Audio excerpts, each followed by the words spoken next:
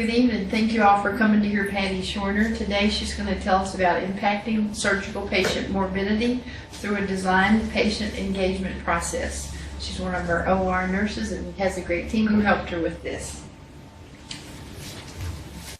Good afternoon, and I want to acknowledge my team members, Dr. Fogel and Donna Bond, who's here, and Cindy Hodges, Donna Goyer, and also Debbie Copeney, who's not in attendance right now. But we're going to talk about our prehabilitation program and how we engage patients to help them with their surgical outcomes. The reason we started on this journey was my job right now at Carilion is doing NSQIP, which is the National Surgical Quality Improvement Project. And we do risk-adjusted patient outcomes for all surgeries, all surgical types. And we looked at our outcomes for especially colorectal surgery, and we saw that we were way above the national average for the NSQIP program for cardiac, surgical site infection, urinary tract infections, DVTs, and returns to the OR. So we saw that we had a problem and an issue, especially with that colorectal population.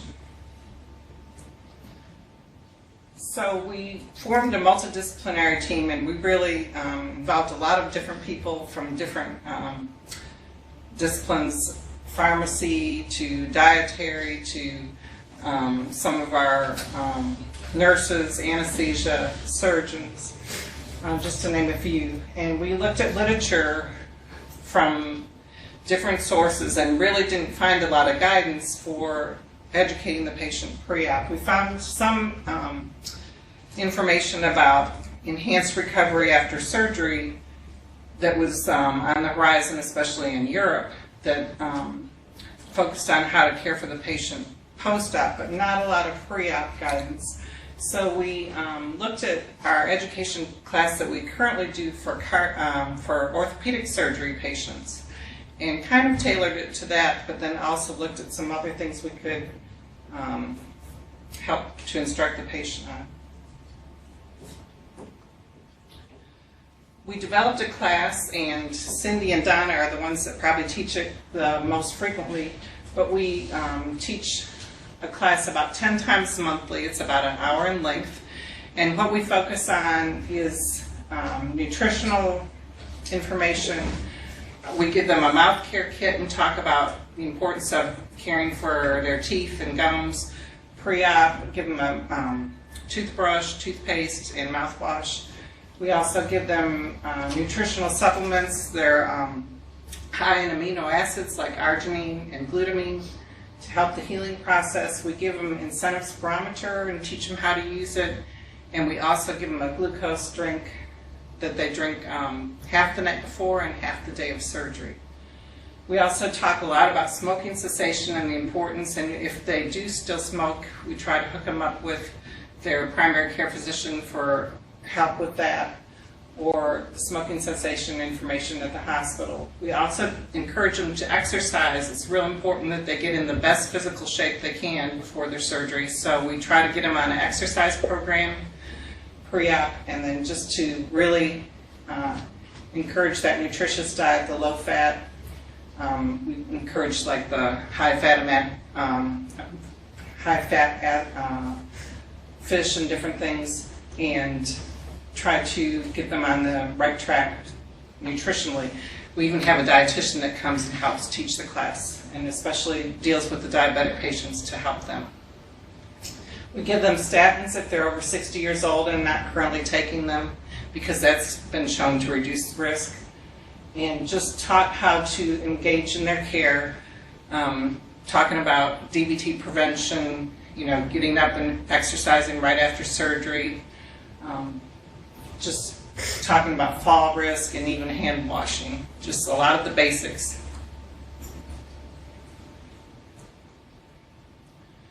So this prehabilitation class has really helped engage the patient and their family. Most people bring a family member with them to the class and get them also involved in the care. It has decreased our length of stay, and our morbidity has shown a decline in Donovan was just telling us that our prehabilitation class patients have not had any pneumonias in the colorectal population. It has improved the patient's knowledge and satisfaction based on exit surveys. We've also had post-op visits where we really encourage them to be compliant with their plan of care, especially using their SCDs and getting up and walking, just encouraging that activity. And I think patients are being more assertive in participating in their care.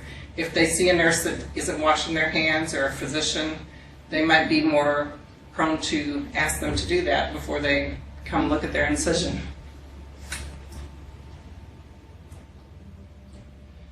And we also take a survey before the class and after the class, and we have found that we had about 99% people found the class helpful, and 100% said they would highly recommend it to a friend or family member. So it really has made a difference.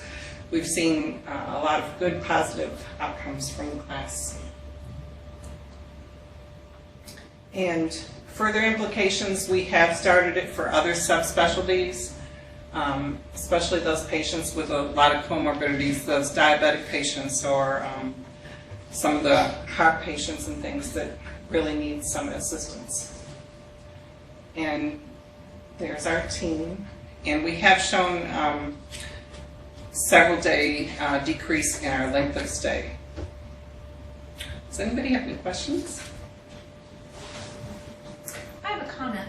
Okay. I find it intriguing what Dawn has found with your pneumonias, and I guess it's more of a recommendation that you could take a twist on specific outcomes like pneumonia, like VTE, like other things, analyze those and present those in graph form as part of your outcomes. I think your outcomes will be more solid if you can have that, those direct pinpoints. So I would recommend that as a next step in this process, and then also the economic analysis, the impact economically to the patient, to the institution.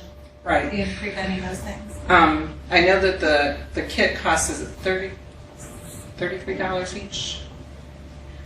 The kit we get? Probably a little more than that because the drinks alone are like $68. Oh, okay. Then Yeah. upwards of $70, I guess, Yeah. to give the patient that kit of the nutritional drinks and the mouth care kit and incentive spirometer.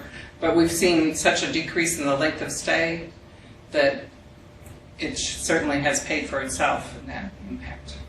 If the patient refuses a statin, I mean, if they have a normal cholesterol level, do you have any issues asking them to take the statins? It's not really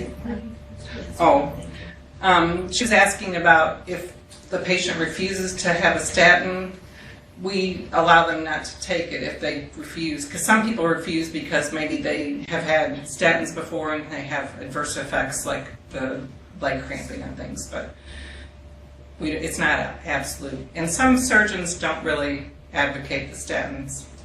It's just a personal preference. In fact, Dr. Fogel just said there was a white paper that came out and some education that, not education, some literature review that he and his residents have been doing that found that statins really don't play a major part in it anymore. So they're thinking of discontinuing that part of the prehab part because it really doesn't, there's no evidence to show that it really is helpful versus not. So basically there's some controversy about the use of statins that just has come out. Any other questions?